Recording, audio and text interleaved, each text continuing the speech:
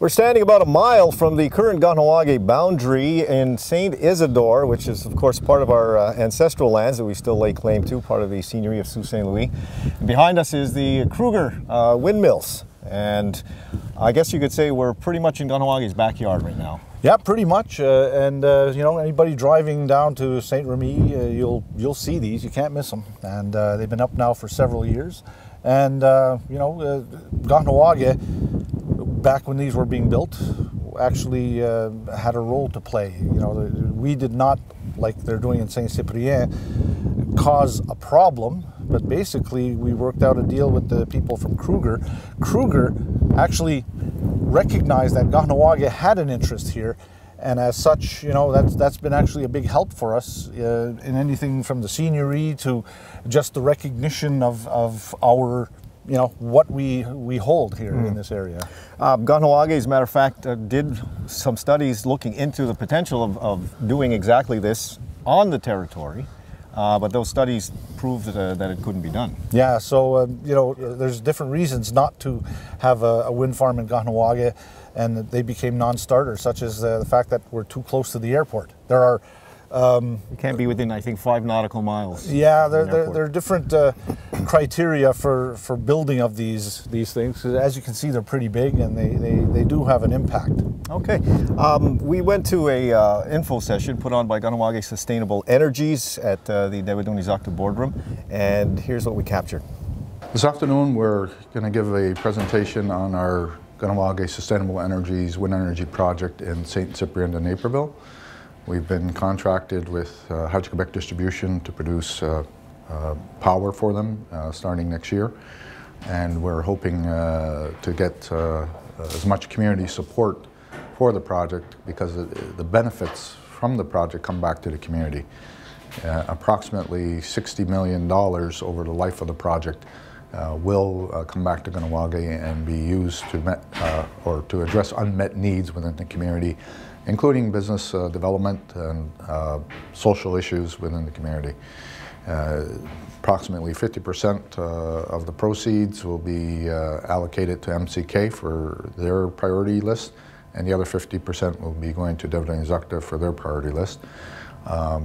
Part of that priority list on Delaronde's side will be new business investments on behalf of the community, and the proceeds from there will then be reinvested again 50-50 back to Delaronde and back to MCK. So it's an ongoing process.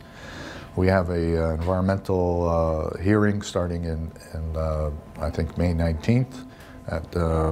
People are going to be invited to make presentations to, and that's part of the reason for this presentation today, to give them an update where we're at with the project and encourage them to come out and support the project.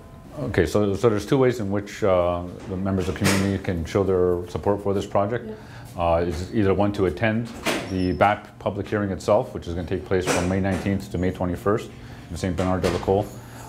Another way to do is to submit a written brief to the BAPE Commission, and they had to, the final date hasn't been set yet, but it'll be sometime in mid to late June where they can submit that to the BAPE. I don't know if you can hear, the wind has picked up here, and of course, that could only help the wind energy farm here that we have.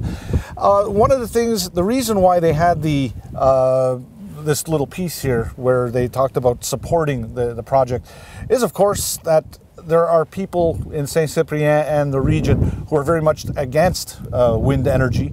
And if you've gone to the post office, you probably got that little notice that talks about you know, the different things, the reasons why Kahnawake should be against it. Some of the stuff in there is just completely wrong, but they do have their points. But the fact is, you know, the majority of people in the region there are supportive, and it's funny that they didn't actually have a protest when these were going up. So, you know, it makes you wonder what some of the reasons are for being so against the Kahnawake project.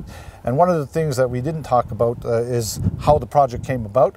And just a quick reminder that several years ago, about 4 or 5 years ago now, it was actually Hydro-Quebec that put a tender out for people, native people or communities or groups, to apply to create one of these and have a business and supply Hydro-Quebec. So Kahnawake is one of the few to actually get approved, and that's where we're at now. We're in the closing processes of trying to get final approval. It's been very complicated, and they are looking for more support because the BAPE hearings are coming up, as they call them, and the more people that show up from Kahnawake and actually support, the sooner we can get this done.